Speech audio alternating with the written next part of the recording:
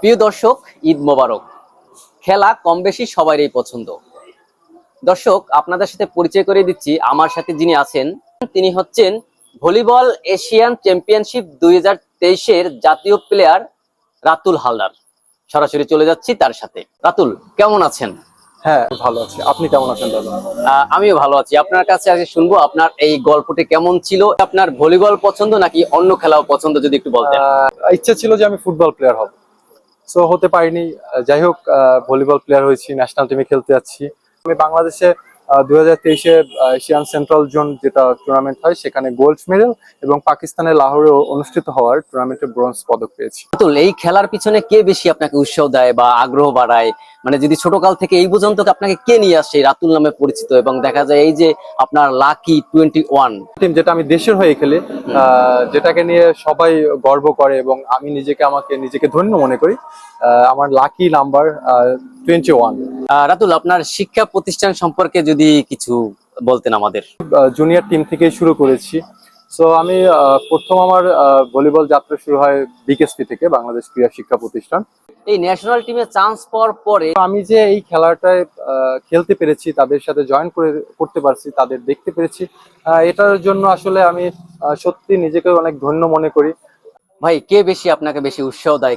আসলে আমার ভলিবল খেলাটা উৎসাহ দিত প্রথম আমার বাবা। আমার মাও দিত উৎসাহ খেলাধুলায়, কিন্তু আসলে আমার এক কথায় আমার আইডল আমার বাবা। ভাই, আপনার প্রিয় খাবার অথবা যদি প্রিয় শখ থাকে যদি একটু জানাতেন। চিকন চালের যে ভাতটা, মায়ের হাতে, এই রান্নাটা আমার সবচেয়ে বেশি ভালো লাগে। বর্তমানে আপনাকে দর্শক কোন দলে দেখতে পাবে? মানে আমাকে বাংলাদেশ এয়ারফোর্স, বাংলাদেশ বিমান বাহিনীর দলে আমাকে দেখতে পারবে। আমি ওইখানেই 6 নম্বর যাচ্ছি হয়ে খেলে থাকি। এই ঈদে বাড়িতে এসে আপনার কেমন লাগছে? ঈদে বাড়িতে এসে আসলে অনেক ভালো লাগছে, কারণ সেরকম ভাবে তো আসা হয় না গ্রামে।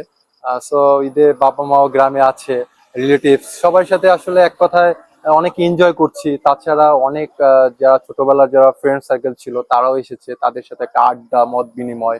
সো এভরিওয়ানের সাথে একটা ভালোবাসার সেই আড্ডাটা ছোটবেলার, হ্যাঁ। সো আসলে এক কথায় সব মিলে খুবই ভালো যাচ্ছে। কেমন সাড়া পাচ্ছেন এই ভলিবল যারা দর্শক প্রেমী আছে তাদের উদ্দেশ্যে কিছু বলেন। আমি প্রথমত বরিশালের ছেলে, তো এই নিয়ে আমি নিজেকে খুবই প্রাউড ফিল করি। ভলিবলকে আগায় নিতে যাচ্ছি, এটাই আসলে তারা প্রাউড ফিল করে। সো যেটাই হোক, আমি যেন দেশের হয়ে কিছু করতে পারি, বরিশালের জন্য কিছু করতে পারি, এবং আমি যেন দর্শকের জন্য বা আমার যারা আছে, আমার যারা ইয়াং জেনারেশন, আমার যারা জুনিয়র আছে, ভবিষ্যতে যেন তাদের জন্য কিছু করতে পারি। সো এইটাই আমি প্রত্যাশা রাখি ভবিষ্যতে। আপনাকে অসংখ্য অসংখ্য ধন্যবাদ আমাদের সাথে যুক্ত হওয়ার জন্য। আপনাকেও ধন্যবাদ দাদা, এত সময় দেওয়ার জন্য।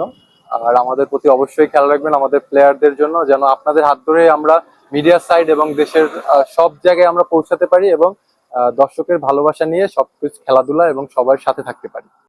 প্রিয় দর্শক, আজ এই পর্যন্তই। দেখা হবে আবার আপনাদের সাথে বিশেষ কোনো এক সাক্ষাৎকারে। আমি কমল পুলক আবারও ঈদ মোবারক দিয়ে শেষ করছি। সবাই ভালো থাকবেন, সুস্থ থাকবেন। দেখা হবে।